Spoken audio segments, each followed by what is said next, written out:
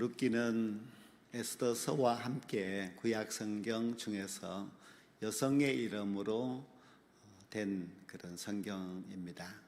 우리가 에스더를 잘 알고 있는데요. 그는 페르시아 제국의 왕비였습니다. 그리고 자기 민족을 죽음의 위기에서 구원한 아주 위대한 그런 인물입니다. 에스더에 비하면은 이 룻은 참 초라한 그런 여인이라고 할 수가 있습니다. 출신도 유대인이 아니고 이방 모압 사람이었고, 또 남편도 아주 일찍 죽어서 자식이 하나도 없는 그런 과부였습니다. 또 전혀 부자도 아니었기 때문에 너무나 가난하게 살아가야만 하는 정말 초라하고 또 작은 그런 여인이 룻이었습니다. 하지만 그의 이름으로 당당히 이 성경책 한 권이 된다고 한다면은 분명히 룻기를 성경에 넣은 하나님의 뜻이 분명히 있다는 것을 우리가 알아야만 합니다. 에스더나 룻은 다 하나님의 구속의 역사에 중요하게 쓰임받은 사람들이었습니다. 이스라엘에게는 이제 고엘이라는 제도가 있지요. 벌써 두 번이나 말씀을 드렸기 때문에 잘 아실 것 같은데요. 이 고엘이라고 하는 그 당시 사회 풍습은 이제 가까운 친족들이 그 기업을 물러주는 그런 제도입니다. 먼저 이제 형이 결혼을 하였는데 자식을 낳지 못하고 죽었을 경우에 그 동생이 형수와 결혼하여서 그 형의 자손을 이어주는 것이고요. 또 한 가정이 있어서 그 가정이 이제 돈이 부족하고 어려움이 생겨서 그 이제 재산을 팔게 될 때에 아주 가까운 친족이 그 돈을 갚아주고 그 기업을 그 사람이 계속 유지할 수 있도록 하는 그런 제도였습니다. 이스라엘의 이 고엘 제도에게 정말 꼭 필요한 그런 사람이 있었는데 그가 바로 나오미의 가정입니다. 이 나오미는 남편과 두 아들과 모압 땅에 갔다가 남편도 두 아들도 다 죽고 말았습니다. 그러니 이 가정에 후손이 없는 것입니다. 그리고 또 자기의 소유를 이제 팔고 갔기 때문에 돌아와도 이제 자기의 땅이 없으니 농사 지을 수도 없고, 그래서 밭에 나아가서 이삭을 주어서 양식을 삼아야 할 정도로 아주 궁핍한 그런 가정이었습니다. 불쌍한 이 나오미는 고향으로 돌아와서 어떻게 살까 하는 중에 그래도 그 효성심이 깊은 며느리 룻이 이삭을 주어서 그것으로 양식을 삼아서 그렇게 살아갈 수 있게 되었습니다. 그러나 나오미는 이제 고엘 제도를 알고 있는 사람이었기 때문에 내 가정이 후손도 없이 이렇게 끝난다는 것을 생각할 때 너무나 안타까웠습니다. 근데 마침 며느리 룻이 이삭 죽기 하러 간 밭이 베들레헴 지역의 보아스의 밭이었습니다. 그리고 보아스가 친족이라고 하는 것을 이제 나오미는 잘 알고 있었습니다. 그래서 지난주 말씀드린 룻기 3장에서 자기의 며느리 룻에게 시킵니다. 오늘 밤에 타작마당에 가서 지켜보고 있다가 보아스가 이제 이불을 덮고 그 타작마당에서 잘 때에 내가 그 발치에 가서 이제 함께 누우라. 그렇게 해서 이제 보아스에게 우리 가정의 기업을 물러주기를 바란다 하는 그런 작전이었습니다. 물론 그것이 이제 즉시 이루어지지는 않고 기다려야 하는 그런 시간이 되었는데요. 그러나 참 다행스러운 것은 이 룻을 아주 좋게 여기는 보아스가 자신이 그 책임을 감당하겠다 하는 약속을 그날 밤에 이제 하게 되었습니다. 그런데 딱 문제가 한 가지 생겼습니다. 그 문제가 무엇인가 하면은 가까운 친족이었기 때문에 이 나오미의 가정에 가장 가까운 친족이 보아스가 아니고 다른 사람이 있었습니다. 그러니 그 더 가까운 친족이 이제 그 가정의 기업을 물러주는 그런 책임을 감당해야만 했습니다. 그래서 보아스는 그 가까운 친족에게 찾아가서 당신이 나오미의 집에 기업을 물을 책임을 감당을 하라, 그렇게 이제 말을 하게 됩니다. 그러자 이 사람이 그 이야기를 듣고 자기가 하겠다, 그렇게 말을 했습니다. 우리가 옛날에 우리나라의 노래 가운데서 갑돌이와 갑술이는 이제 한 마리 살고 둘이가 서로 좋아했는데 결혼을 하지 못하지 않습니까? 마찬가지로 이 룻도 보아스를 좋게, 보아스도 룻을 좋게 여겨서 두 사람이 뭐 어떤 사랑의 관계까지 되었는지 모르지만은 그래도 이제 좋은 감정을 갖고 있는데, 다른 사람이 중간에 나타나서 자기가 그 책임을 감당하겠다고 하였기 때문에 이 룻은 자기가 사랑하는 보아스와 결혼을 하지 못하고 전혀 엉뚱한 다른 사람과 이제 결혼할 그런 위기에 처하였습니다. 이제 나오미와 더 가까운 친족인 그 사람이 이제 자기가 하겠다고 했는데, 이 사람이 이제 고엘 제도를 잘 몰랐던 것 같습니다. 물론 그런 제도가 있지만은 그것이 하나님이 정하신 법인데 그 제도를 잘 모를 수는 있습니다. 이 사람은 생각할 때, 내가 저 룻이라는 여인을 이제 결혼하게 되면은 나의 아내로 맞이할 수 있다. 또 내가 기업물을 자로서 나오미의 가정의 그 토지를 이제 값을 치러주게 되면 그것도 다 내 것이 된다고 생각을 했습니다. 근데 이 고엘 제도는 내 것이 되는 것이 아니라 이제 그 기업을 자기가 이제 물러줌으로 인하여서, 즉 룻이라는 여인이 아기를 낳게 된다면은 이제 그 대가 끊어진 그 집안의 이제 후손이 되는 것이기 때문에 내 것이 되지 않고, 또 땅도 마찬가지로 그렇게 됩니다. 그래서 이 사람이 가만히 계산을 해보니까 자기는 다 내 소유가 되고 내 아내가 되고 다 이제 자녀를 낳으면 내 후손이 되고 이렇게 생각했는데 그것이 아니라는 것을 이제 알게 됩니다. 그래서 이 사람이 다시 이제 보아스에게 나는 못하겠노라고 했습니다. 즉 자기가 그 책임을 감당해야 될 때 거기에 대한 재산상의 손실도 있고 또 나중에 뭐 결과도 자기에게 좋은 것도 없고 하기 때문에 희생이 필요한 것이죠. 자기는 희생하기 싫다, 나는 이거 필요 없다 하면서 보아스를 보고 너가 그 다음 차례니까 너가 감당을 하라 하고 이제 넘기고 말았습니다. 그래서 이제 보아스가 그 책임을 맡게 됩니다. 여기서 우리는 그 희생을 하면서 책임을 감당하려고 하는 그 보아스와 또 희생을 하지 않고 그냥 이득만 얻으려고 하였던 그런 친척과 두 사람이 아주 대비되는 그런 모습인데요. 근데 보아스의 그 모습을 보면서 우리는 예수님을 생각하게 됩니다. 우리 예수님은 우리 인생을 구원하시기 위하여서 하늘의 보좌를 버려두시고 이 세상에 내려오셨습니다. 예수님의 희생입니다. 예수님의 희생은 거기서 끝나지 아니하고 멸시와 천대를 받으시면서 십자가의 길을 가셨습니다. 그리고 예수님은 십자가에 달려 우리의 죄를 대신하여서 죽으셨습니다. 예수님께서 그렇게 희생하신 이유는 바로 하나님과 우리 관계가 끊어져 있는 것을 다시 연결시키기 위함이었습니다.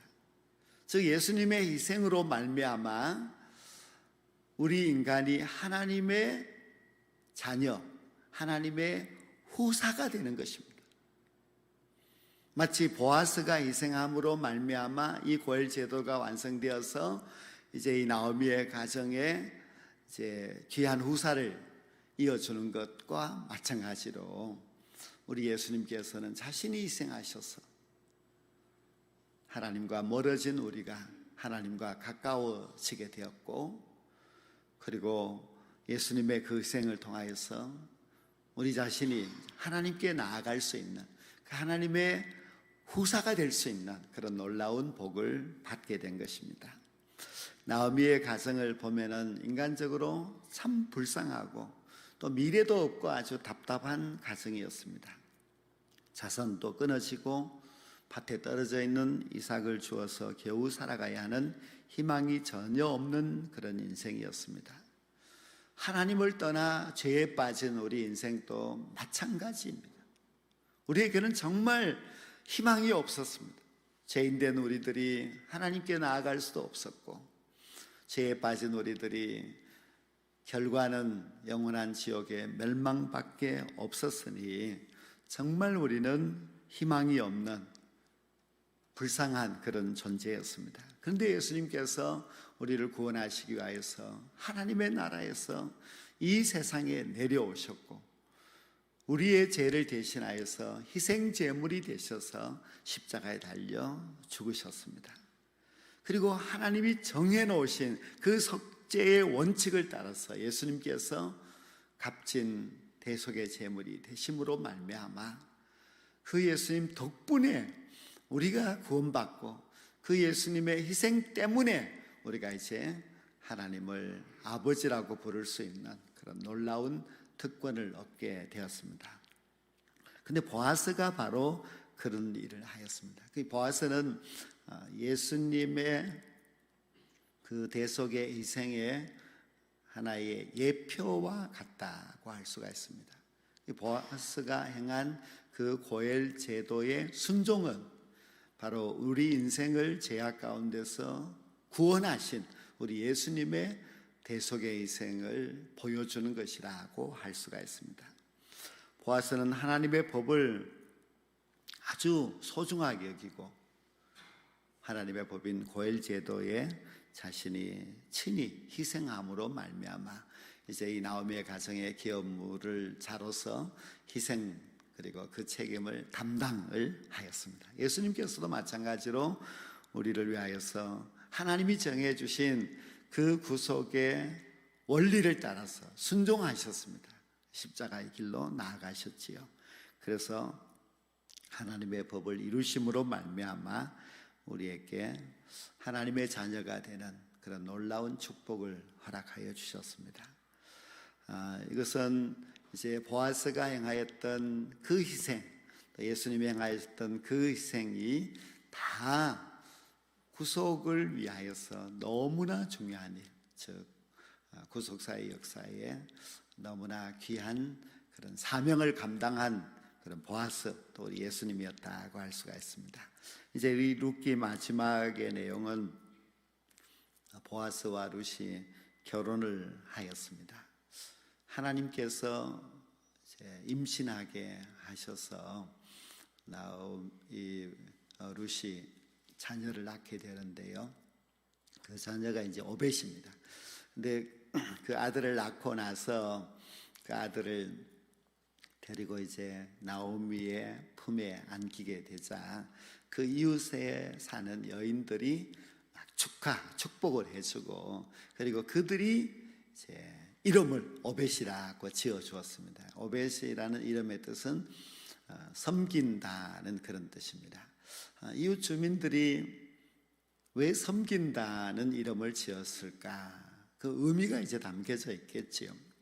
근데 물론 첫 번째 의미는 이 이웃의 여인들이 말한 것처럼 7 아들보다도 귀한 며느리 룻이라고 불렀습니다.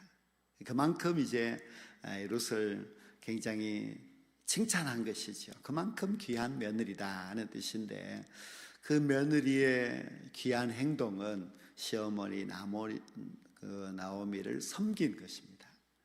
그가 그렇게 지극정성으로 시어머니를 섬겼더니 동네 사람들도 인정하였고 또 하나님도 인정하여 주어서 이렇게 귀한 이제 결혼과 또 자녀를 낳게 된 것입니다.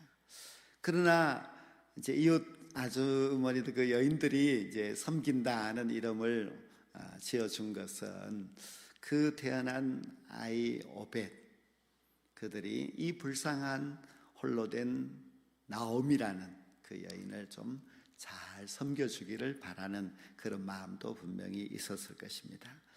아무튼 이 오벳이라는 이름만 기록하지 아니하고 이 성경은 계속되는 족보가 나오는데요, 이 오벳이 이새를 낳았다, 그리고 이새는 다윗을 낳았다, 이렇게 말씀하고 있습니다. 이 마지막 족보는 그 다음에 나오는 말씀인 열왕기서와 아주 밀접한 관계가 있습니다. 사무엘서와 밀접한 관계가 있는데요, 사무엘서에는 다윗 왕이 등장을 합니다. 그래서 다윗이 이제 이 오벳의 후손, 즉 손자인 다윗이 어떻게 해서 왕이 되었는가 하는 것이 이제 사무엘상에 나오게 되고요. 또 사무엘하에는 그 귀한 왕 다윗이 어떻게 이스라엘 백성들을 섬겼는가 하는 것이 나와 있습니다. 우리가 이 가정의 달을 맞이하여서 룻기 말씀을 이제 수요일 날 함께 보게 되었는데요, 이 룻기 말씀을 보면은 우리 가정이 어떻게 하나님의 축복을 받을 수 있는가 하는 것을 잘 깨달을 수가 있습니다. 룻을 보면 하나님의 축복에 절대로 들어올 수 없었던 사람이었다는 것을 알고 있습니다. 왜냐하면 룻은 모압 여인이었기 때문입니다. 그 모압은 왜 절대로 들어올 수 없는가 하면은요, 이스라엘 백성들이 출애굽하여서 가나안 땅으로 갈 때에 모압 사람들이 이스라엘 백성들의 가나안 길 진로를 막았었습니다. 지나가지 못하도록 막았습니다. 그 막는 정도만 해도 그래도 참 나쁜데, 더 나쁜 일을 했는데, 그 당시 모압 왕 발락이 거짓 선자인 발람을 기용을 해서 그 발람 선자로 하여금 이스라엘 백성들을 저주하게 하였습니다. 정말 힘들게 애굽의 노예 생활에서 벗어나서 40년의 광야 길을 걸어서 가나안 땅을 향해서 가고 있는 이스라엘 백성들을 저주하도록 하였습니다. 거듭거듭 저주해달라고 부탁했던 것이 바로 모압입니다. 모압 민족입니다. 그래서 모세가 신명기서 말씀을 이제 이스라엘 백성들에게 설교를 할 때에 모압은 여호와의 총회에 절대로 들어올 수 없다. 그리고 모압 사람들은 이제 여호와의 총회, 이스라엘 하나님의 언약의 백성이 될 수 없다 하는 그런 이제 말을 유언과 같이 그렇게 남겼지요. 그러면 자연적으로 이 모압 여인인 룻은 이스라엘 총회, 즉 하나님을 믿는 백성이 될 수가 없어요. 실제로 모압 사람들은 여호와를 경외하지 않습니다. 그모스락과는 우상을 섬기고 살아가는 그런 사람들이었지 하나님을 믿지 않습니다. 이 모압 백성들도 실제로 거슬러 올라가면은 이제 아브라함의 조카 롯의 후손들이었으니 당연히 하나님을 섬기는 사람들이 있어야 하는데 그렇지를 못했습니다. 그만큼 하나님을 경외하지도 아니하고 또 이스라엘 백성들을 싫어해서 저주하고자 했던 그런 민족이기 때문에 하나님 앞에서 심판을 받아야 마땅한 그런 운명이었습니다. 그런 모압 민족 가운데서 이 룻이라고 하는 여인이 이제 이스라엘 백성과 결혼을 하면서 또 그냥 모압 땅에 있어도 되는데 시어머니를 섬기겠다고 시어머니 나오미를 따라서 이스라엘 땅에 왔습니다. 물론 그렇게 왔다고 해서 이 룻이 이스라엘 백성 공동체에 쓱 들어올 수는 없었지요. 남편은 이미 죽고 없는 상황이니까요. 그러나 이 룻이 보아스와 결혼을 하였다. 그리고 오벳을 낳았는데 그 오벳이 바로 다윗 왕의 할아버지였다. 그런 말씀을 기록하고 있습니다. 그리고 더 놀라운 일은 마태복음 1장에 예수님의 족보를 쭉 기록하면서 바로 이 룻이 예수님의 조상이었다는 것을 기록하고 있습니다. 즉 이 기록을 보면은 이 룻은 이미 여호와의 총회에 들어온 것이고, 즉 그는 하나님을 경외하는 구원받은 백성이 되었다는 그런 증거입니다.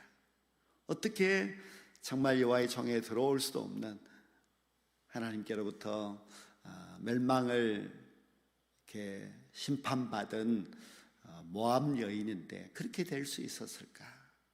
그냥 들어오는 정도가 아니라 정말 이스라엘 민족의 중심, 다윗 왕조의 조상이 되고, 그리고 예수님의 조상이 되는 그런 축복을 받을 수 있었겠느냐는 것입니다. 그것은 룻의 신앙이지요. 그가 모압 땅에 있을 때나 그리고 베들레헴에 돌아왔을 때나 하나님을 경외하는 그런 신앙인이었습니다.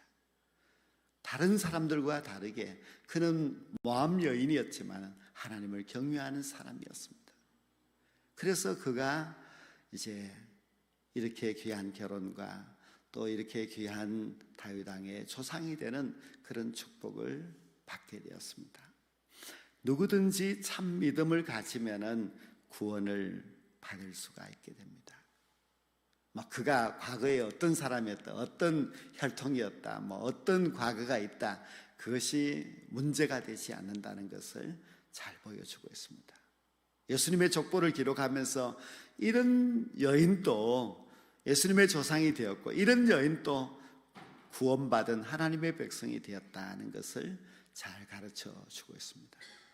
이제 우리가 가정의 달이 이제 끝이 나가고 있는데요, 이 가정의 달에 우리가 룻기 말씀을 이제 마무리하면서 과연 나는 어떤 가정을 세우고 있는가, 내 믿음이 정말 기독교 그런 명문 가문을 만들고 있는가, 그렇게 생각해 보아야만 합니다. 그냥 하잘것없는 여인 같은 룻이었지만 그의 믿음, 그의 진실, 그리고 어머니를 향한 효성심, 이런 모든 것이 그냥 헛된 것이 아니었습니다. 그의 그 믿음과 수고와 헌신, 희생이 결국 이렇게 귀한 하나님의 백성이 되었고, 또 이스라엘 사회에 있어서 왕족의 조상이 되는 그런 귀한 복을 받았습니다. 우리가 그 정도의 욕심을 내야 되지 않겠습니까? 나로 말미암아, 나는 비록 부족하여도 나로 말미암아 우리의 가문이 기독교 명문 가문이 될 수가 있다면 우리는 얼마든지 희생할 수 있습니다. 내 믿음이 그냥 별로 없는 그런 믿음이라고 한다면 이런 것을 꿈꿀 수가 없겠지요.